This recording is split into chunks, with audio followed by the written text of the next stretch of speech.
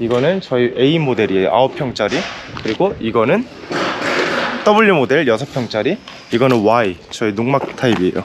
이건 저희 9평짜리 또 세컨하우스나 숙박시설 같은데 많이 공급이 되는 건데, 호텔 리조트 같은 데 펜션 쪽에다가도 이게 객실로 되게 많이 나가요. 큰 거실 하나, 방 하나 있는 구조입니다. 방으로 들어오시면 이런 침실, 그리고 보통 이런 게 설치되는 곳이 좀 자연 속이다 보니까 자연의 뷰를 좀 극대화시킬 수 있는 이런 픽스창이라던가 자연광 많이 받을 수 있게 저희가 만들고 있습니다. 이게 침대 매트리스나 장이 아니고, 나는 만약에 진짜 서재로 하고 싶다, 그럼 서재에 맞는 공간을 저희가 만들어 드려서 공장에서 이런 가구까지 다 설치가 돼서 나가요.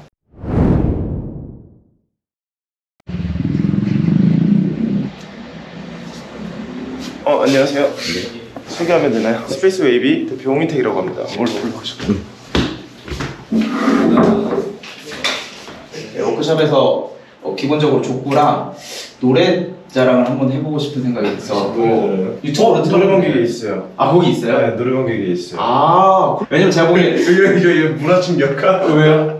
어제 입사전인데 노래 자랑에다가 저희가 전체 회식이나 이런 거를 잘 못해요. 그래서 다 같이 모이는 자리를 금요일날 야유회를 하려고 해요. 제 어리신 분이 98년생이시고 그리고 제일 많으신 분이 60 몇 세 되세요. 연령층이 엄청 넓어서 다 같이 화합하는 자리 만들기 좀 어렵거든요.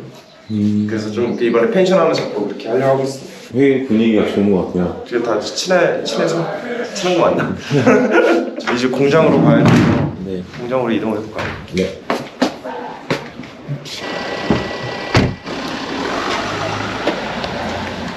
저희가 만드는 프로덕트가 모듈러 주택이라는 거고, 그 웨이비룸이라는 브랜드거든요. 그 웨이비룸을 생산하는 공장이에요. 모듈러 주택이라는 건 뭐냐면 공장에서 집을 만드는 거거든요. 공장에서 공간을 다 만들고 이거를 운반해서 설치하는 방식으로 공급을 하고 있습니다. 모듈러 주택이라는 게 생소한데 컨테이너와 좀 차이가 있나요? 컨테이너랑은 좀 달라요. 건축물을 짓는 거에는 뭐 철근 콘크리트도 있고 철골조도 있고 컨테이너도 있고 뭐 여러 개가 있는데, H빔 베이스의 그 철골조의 구조를 사용해서 만드는 공간이고요. 이 공간들은 다 건축법에 의거해서 맞춰서 만들기 때문에 그냥 건축물이라고 봐주시면 됩니다. 일반 아파트나 건축물에 들어간 자재랑 똑같다고 생각하면 되는 거예요? 네, 맞아요. 구조, 단열 이런 것들이 그냥 주택 기준의 건축법에 맞춰서 만들다 보니까 그렇게 만들고 있습니다. 모듈러 주택이라는 서비스를 어떻게 시작하게 되셨어요? 제가 뉴욕에서 건축학을 공부했는데, 학교 다닐 때 제가 살던 아파트 앞에 이런 모듈러 32층짜리 아파트가 올라가는 거예요. 그걸 직접 눈으로 봤거든요. 미래가 이거겠다. 근데 제가 창업을 하기 위해서는 그렇게 큰 비즈니스 할 수가 없잖아요. 그래서 저는 어떤 걸 할 수 있을까 생각하는 찰나에 호텔 오피스텔이 가진 하나의 그 원룸 정도 사이즈 되는 것도 어떻게 보면 하나의 모듈이고 집이 될 수 있다 생각해서, 그 당시에 우리나라 농막이라는 컨테이너 하우스가 많았는데 그거의 좀 하이엔드 버전에서부터 시작했던 것 같습니다. 근데 농막은 화장실도 네. 없어야 되고 막 이런 것들이 있잖아요. 네네네. 아예 그 농막 구조에 맞춰서 다 나가는 건가요? 네, 맞아요. 저 농막 모델로 있긴 한데, 농막 모델은 사실 전체 저희가 공급하는 거의 비중의 10%치 안 돼요. 보통 세컨하우스 쪽으로 많이 하세요. 왜냐면 농막은 그거잖아요. 농사 짓기 위해 진짜 쉬기 위한 쉼터잖아요. 그냥 일반 컨테이너로도 사용해도 문제는 사실 크게 없다 보니까 굳이 여기다 돈을 크게 안 쓰시는 것 같아요. 주문 같은 경우는 전화로 주문해요? 네, 지금 전화로 주문하는데 저희가 지금 준비하고 있는 게 있어요. 3개월 후면은 온라인에서 커스텀해서 주문할 수 있습니다. 안녕하세요. 안녕하세요. 여기 보이는 게 자전가 봐요? 아까 주문 말씀드린 게 저희가 외부 색깔 고를 수 있는 게 몇 가지가 돼요. 전체 다는 아니고 이 중에서 저희가 좀 이쁜 거 색깔 4개만 골라서 외정지 색깔로 바꿀 수가 있고, 이건 뭐냐면 그 데크라고 해서 전원주택 펜션 보면 앞에 이렇게 데크 깔려있는 거 알고 있죠? 거기에 들어가는 색깔들 자재들이에요. 그래서 이런 것들도 커스텀 해볼 수 있고, 나만의 집을 쉽게 주문할 수 있는 시스템 만드는 데 좀 노력을 하고 있습니다. 지금 여기 있는 색상 외에 다른 것들은 할 수 없는 거예요? 일반적으로 저희가 B2C 고객분들한테는 어느 정도 옵션 풀을 좀 한정해 두고, 그리고 예를 들면 어떤 호텔이다, 호텔 브랜드에 맞는 공간을 만들어야 되잖아요. 그런 경우에는 이거 외에 다른 자재를 좀 많이 사용을 하고 있습니다. 브랜드 아이덴티티에 맞는 공간을 저희가 만들다 보니까 공간 컨셉에 맞는 자재를 그때그때 선정해가지고 들여와서 쓰고 있어요. 집을 만들기 위해서는 이 스트럭처가 필요해요. 구조체는 실내 공장에서 만들고 있어요. 철골 자재를 놓고 저희가 치수 기입하면 알아서 잘려 나오는 이런 반자동화 기기거든요. 이런 기기들을 저희가 시스템화 시켜서 좀 더 이제 사람이 할 수 있는 것들은 기계가 할 수 있게끔 저희가 만들고 있습니다. 구조물들을 여기서 재단을 하고 여기서 구조체를 만드는 작업하고 외부에서 이제 인테리어 작업을 하게 돼요.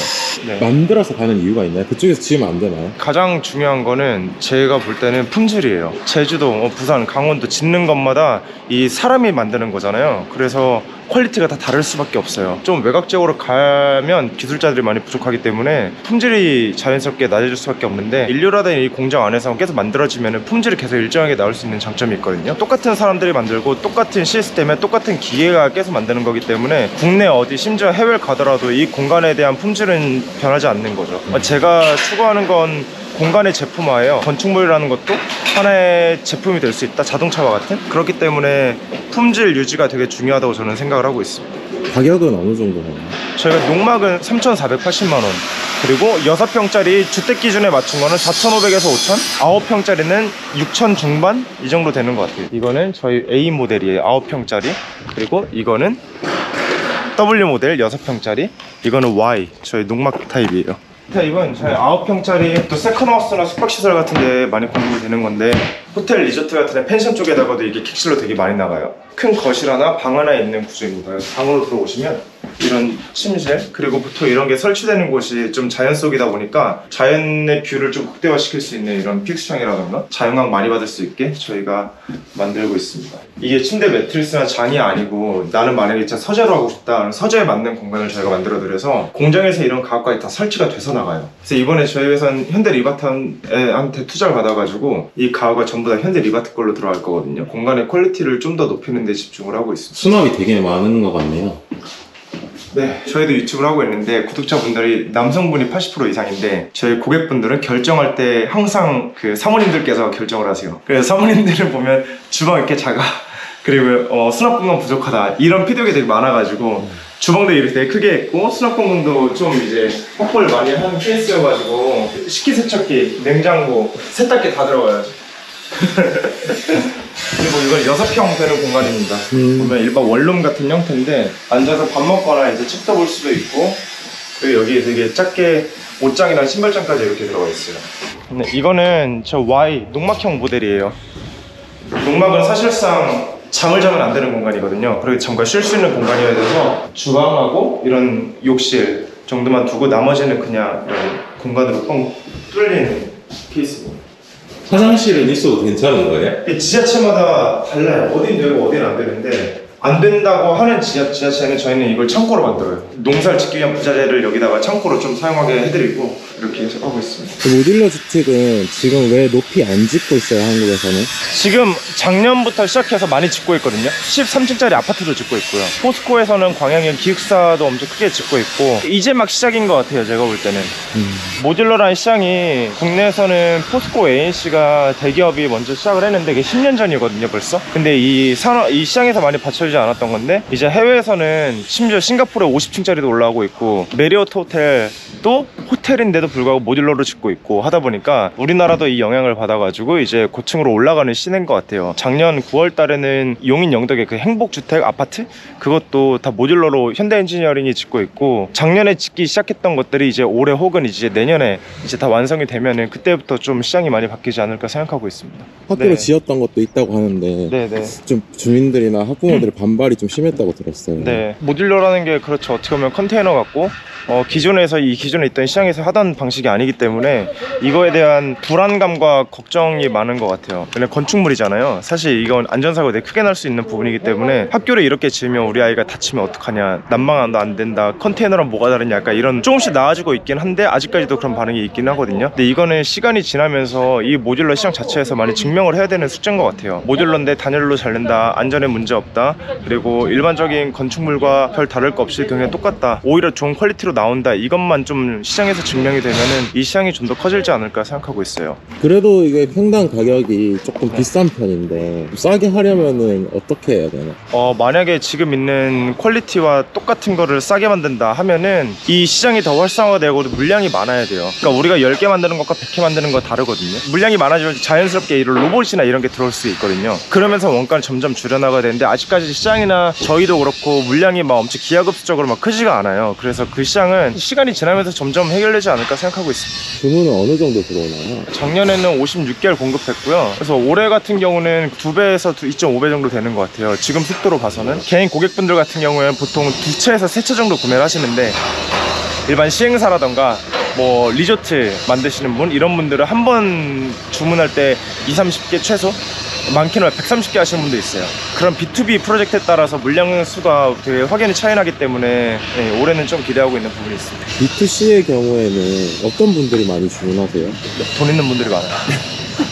다 기업 대표님들이세요. 그래서 세컨하우스죠. 아직까지는 사치품이거든요. 나는 서울에 살고 있지만 양평에 땅이 조그맣게 있어서 이걸 갖다 놓고 세컨하우스로 살고 싶다 하고 이런 분들도 있고, 근데 요즘에는 좀 젊은 분들이 많아졌어요. 31살도 있었고, 그것 중에 33도 있었고 40대 분들도 계시는데, 공통점은 아이들이 있었어요. 항상 아이들이 좀 더 뛰어놀 수 있는 공간을 만들기 위해서 이런 것들을 많이 사용하신 것 같습니다. 저기도 보시면 그 바퀴 달린 프레임 있잖아요. 네. 이 집을 여기 위에다 앉혀서 끌고 다닐 수 있는, 그러니까 이런 것도 만들고 다양한 형태의 제품을 개발하고 있어요. 실제로 배송은 어떤 식으로 이루어져요?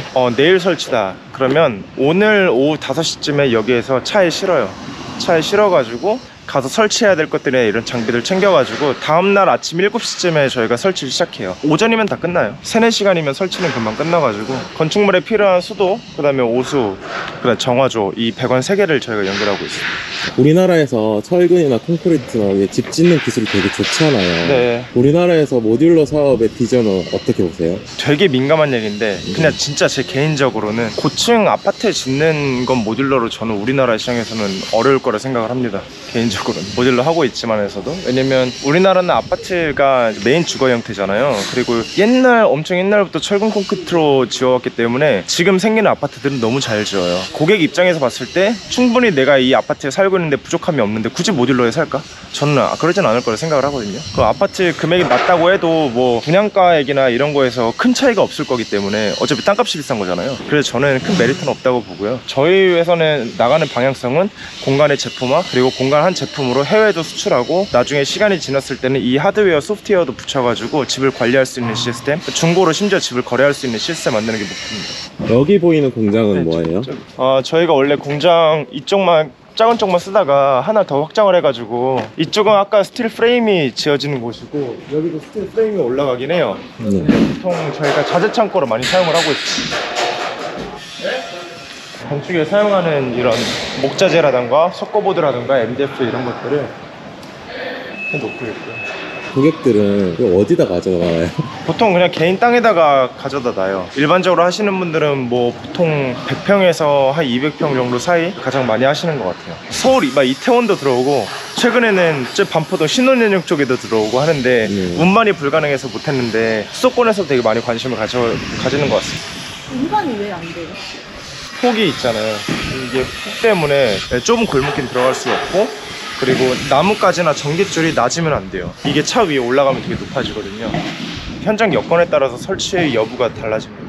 1인 2가구, 3가구 주택에도 이게 산정이 되는 거예요? 저희는 이거 제품을 파는 회사고, 보통 그거는 건축법에 다 맞게 만들었기 때문에 이걸 가지고 사무실 용도, 뭐 소매점, 아니면 주택, 허가내는 거는 그 건축주가 어떻게 사용할 거냐에 따라 달라져요. 만약에 이걸 정말 내가 주택으로 살 거다, 주택으로 당연히 신고하면 2주택에 들어가는 거고요. 그게 아니라 나 사무실로 사용할래? 이러면 2주택에 포함이 안 되는 거고, 그거 여부에 따라서만 달라집니다. 사업하면서 가장 많이 고민했던 것들을 얘기해 주실 수 있나요? 고민은 항상 있더라고요. 공부를 생각을 해봤는데, 그냥 이게 회사가 나중에 엄청 크고 상장이 돼도 고민은 계속 있을 것 같거든요. 지금 제가 생각하는, 좀 느끼는 고민은, 저 임직원이 많아지고 30명이 좀 넘거든요. 30명 넘었거든요 이제. 그래서 임직원이 고객 연령층도 다양하고 각자의 생각과 하는 역할이 너무 달라요. 하나의 조직으로 어우르는 게 사실 가장 어려우면서도 큰 고민인 부분이고요. 업무에 대한 거는 일반적으로는 건축 설계사무소랑 건설사랑은 같이 있는 회사는 거의 없어요. 충돌이 많이 나거든요. 근데 저희는 기획하고 설계하고 제작도 해야 되고 공급도 해야 되고 하니까 이 일련의 과정 프로세스에서 하나가 문제가 생기면은 저희는 매출로 연결이 안 돼요. 그게 가장 어려운 거거든요. 그래서 앞단에서 이제 프로젝트 매니지먼트 인허가, 그 다음에 설계하고 만들고 고객한테 인도하고 유지보수하고, 그러니까 이 일련의 과정을 하나의 체계적인 시스템으로 만드는 거에 되게 집중을 많이 하고 있고 고민도 많고 그렇습니다. 좋은 모듈러라는 기준이 따로 있을까요? 네, 분명히 있는 것 같아요. 뭐 쓰는 자재도 엄청나게 달라질 수가 있고요. 용접을 얼마나 많이 얼마나 잘 단단하게 하냐도 되게 중요하고, 내부 마감에도 이런 치수 1mm야 1mm 하나에 신경 쓰면서 작업하는 기술자가 있는 반면에 그냥 대충대충 이렇게 하는 작업자도 있거든요. 그게 결국에 노하우가 되고 장점이 되는 것 같아요. 건축물이라는 게 그렇잖아요. 치커낸다고 딴 데서 못 찍고 이런 거 아니거든요. 고객이 느낄 때 이거 품질 되게 좋다, 되게 단단하고 하자도 없고 단열도 잘 내고, 이거 느끼는 게 결국 그 회사 장점이고 롱런할 수 있는 거라고 생각합니다. 제주도에 이제 모듈끼리 여러 개 붙여서 만들어 놓으신 것도 있더라고요. 제주도에 저희가 모듈 9개 붙여서 뭐 70평대 저택 만드는 것도 있고, 최근에는 250평짜리 풀빌라를 저희 모듈 한 70개 써가지고 만들고 이런 것도 있거든요. 저희는 고층 모듈러는 딱히 하진 않습니다. 뭐 2층 정도까지밖에 안 해요. 이게 한 차가 몇십 대가 와가지고 다 싣고 가요. 하나하나 이제 블록 서트지 쌓고 나머지 인테리어나 이런 거 현장에서 이루어져야 돼요. 모듈끼리 붙이는데 비 오면 막 새고 그런 건 없나요? 저희도 처음에 결합형 했을 때 물 많이 샜어요. 그 고객 컴플레인도 많았고, 시행착오가 겪게 되면 이게 회사의 노하우가 되는 거기 때문에 그게 결국에 기술력이어서 지금은 저희는 그런 걸 되게 많이 방지를 한 상태예요. 그래서 결합형 이런 프로젝트 같은 경우는 되게 민감할 수밖에 없습니다. 그 현장 여건이나 이런 거에 따라서. 그 뒤쪽에 좀 높은 건 어떤 거예요? 아, 저거는 모듈을 1층, 2층 붙인 거예요. 그래서 1층 모듈 만들어서 따로 운반하고 2층은 또 따로 운반해서 현장에서 이렇게 붙이는 거거든요. 그래서 저게 실제로는 붙어 있는 게 아니에요. 1층, 2층에 대한 작업들을 다 해주고 현장에서 1층, 2층 쌓아가지고 좀 더 높은 주택을 만드는 거예요. 보시면 이만큼이 복제 패널이거든요. 그리고 여기 보시면 안에 이렇게 상이 걸려 있거든요. 여기 안에는 그 스프레이 폼 갖다가 단열을 더 이만큼 해요. 그러면은 전체 벽 두께가 이만큼 되는 거고, 여기서 마감까지 들어가게 되면은 잡을 수 있는 거 우리나라 모듈러 중에 가장 단열이 좋습니다. AS 부분은 하자 처리 이런 것들을 다 해주시는 거예요? 네네. 저 1년 동안 무상 하자 보증 그 증권을 끊어드려서 저희가 보증해 드리고 있고요. 1년 후에라도 만약 저희가 만든 시공상의 잘못이다 하면 그건 당연히 저희가 해드리죠. 사용하시다가 스크래치가 나거나 뭐 부러졌다 약간 이런 것들은 저희가 어떻게 해드리기는 좀 어렵고요. 내 집을 그대로 옮겨서 다른 지역에 살 수 있다는 장점이 될 것 같은데 배송은 어떻게 되는 거예요? 바닥에 연결되어 있는 것들, 그리고 그런 것들을 이제 해체시킨 다음에 그대로 떠서 다시 이동을 하고 또 현장에 설치하는 거예요. 막 엄청 생각보다 그렇게 어렵진 않아요. 고리가 달려있잖아요. 저걸로 뜨는 거예요. 그냥 되게 간단해요. 그렇게 어렵지 않아요. 미국이 모듈러가 많다고 하셨잖아요. 네. 그 많은 이유가 뭐예요? ADU라고 해가지고 그 일반적인 거긴 주거 형태가 하우스잖아요. 미국도 이제 캘리포니아는 특히나 더 집값이 많이 올라간 거예요. 저 같은 청년들, 자식들은 독립할 수가 없는 거죠. 집을 살 수가 없으니까. 그러면 보통 근데 집이 있고 뒷마당이 있어서 뒷마당에다 이런 모듈을 설치해서 추가적인 공간을 사용할 수 있게 간편하게 해준 게 ADU라는 룰이거든요. 규제거든요. 규제가 많이 완화됐다 보시면 되는데, 그것 때문에 모듈러 시장이 되게 활성화가 많이 돼 있어가지고 캘리포니아에서부터 시작해가지고 점점 확산이 많이 되고 있는 추세입니다. 어쨌든 좀 친환경적이니까 전기를 직접 라인을 연결하지 않고 공급할 수 있는 방안은 없을까요? 그거를 지금 하고 있어요. 아까 제 본사 사무실에 R&D 팀이라고 기업보설연구소가 있거든요. 거기에서 이런 것들 되게 연구하고 있고, 저희가 이제 해외 수출을 곧 있으면 이제 시작을 하는데, 해외로 나가는 모델은 전부 다 친환경적으로 갑니다. 전기 이런 것, 배터리 저장 장치나 이런 것도 안에 빌트인 시켜가지고 저장할 수 있게 하고, 이런 것들 많이 고민 중에 있어요. 앞으로 모듈러 주택이 왜 많아질 것 같고 왜 필요하다고 생각을 하세요? 일단은 건설업에서 갖는 문제가 여럿이 있어요. 기존에 있는 현장에서 사람들이 만드는 건설업은 환경에 대한 문제라던가 사람들을 수배해야 되는데 인건비가 계속 올라가는 문제가 있고요. HDC에서 아파트 붕괴나고 이런 거 있잖아요. 이런 것들 보면은 충분히 콘크리트 양생하지 못해서 약해져서 집안이 무너지고 약간 이런 케이스가 있기 때문에 현장 변수, 날씨, 심지어 민감한 얘기일 수 있는 노조 약간 이런 것들에 대해서 현장에서 건설할 수 있는 환경이 안 좋은 게 되게 많아요. 그래서 이런 것들을 보완할 수 있는 대책이 이 시장이 결국에 나올 거라고 저는 생각을 하는데, 그거라고 생각을 했던 거예요. 아파트 가격은 계속 내려가고 네네. 모듈러 하우스 가격은 점점 비싸지잖아요. 모듈러 하우스 수요가 늘어날 것 같지는 않은데 네.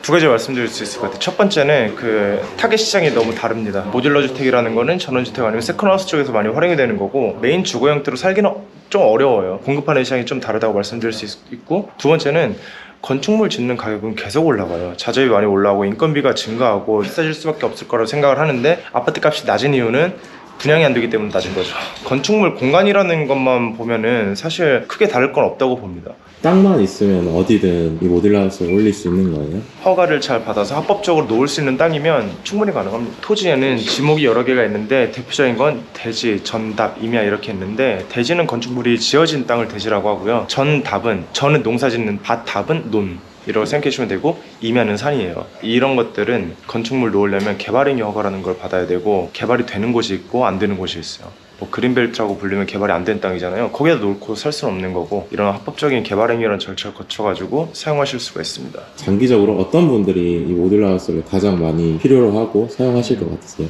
모듈화된 공간으로 할 수 있는 거 되게 많거든요. 저희한테 최근에 막 의뢰가 들어오는 것도 F&B에서도 많이 오고, 팝업 스토어 같은 것도 오고요. 요양원, 학교 이런 쪽으로 좀 스케일업이 가능해요. 저희는 지금 모듈러 주택이라는 걸로 세컨하우스 전원주택 시장을 좀 타겟팅을 했던 거고, 좀 더 확장해가지고 호텔 리조트 쪽에 객실로 공급하는 걸 지금 하고 있고요. 미국에서도 해외에서도 제안이 많이 와요. 그런 쉘터 같은 거, 노숙자를 위한 쉘터 뭐 이런 것도 가능하고, 모듈을 사용한 공간은 되게 다양하기 때문에 그 시장을 저희가 하나하나씩 좀 개척해 나가보려 하고 있습니다. 중고 거래도 가능한 거예요? 네, 그렇게 만들려고요. 요청하신 분이 아직은 없어요. 나중에 그럴 계획이 있으신 분들은 꽤 많더라고요. 저희가 특허낸 것 중에 하나가 뭐냐면, 모듈러로 지어진 건축물에 대해서 블록체인을 접목시키는 걸 저희가 낸 게 있어요. 집이 언제 만들어졌고 언제 어디가 수리됐는지를 블록체인을 접목시켜가지고 투명하게 입장 레코드를 남기면 나중에 중고 거래할 때 이 집에 대한 내역이 뭐 자동차 사고 난 것처럼 보험 이력 남잖아요. 그런 것처럼 계속해서 좀 투명하게 남는 거죠. 이걸 통해 가지고 중고로 거래할 수 있는 이 판매가가 좀 투명하게 정해질 수 있는 그런 특허를 내놨고, 아직까지 이쪽으로 사업 확장할 생각은 없습니다. 저 아직 시장이 좀 더 단단해져야 되기 때문에 이후에는 이 모듈에다가 그런 시스템이 다 접목이 돼가지고 중고를 쉽게 거래할 수 있는 플랫폼으로서의 역할로 하는 게 저희 나중에 큰 방향이긴 합니다. 컨테이너라는 인식이 잘 안 바뀌는 것 같아요. 이 인식 개선을 하려면 어떻게 해야 될까요? 좋은 공간으로 보여드리는 것밖에 답이 없지 않을까. 사실 그렇잖아요. 뭐 똑같은 차라고 해도 안에 들어가 있는 엔진부터 들어가 있는 게 다 다르잖아요. 근데 컨테이너랑 다르다고 하는 거는 보이지 않는 그 안에 들어가 있는 게 많이 다르기 때문에, 고객이 느낄 때는 제 생각에는 몇 번 자보고 체험하는 것밖에 없는 것 같아요. 실제로 와닿는 게 더 중요하지 않을까 생각하기 때문에 많이 살아보시고 이 입소문이나 문화가 점점 퍼지면은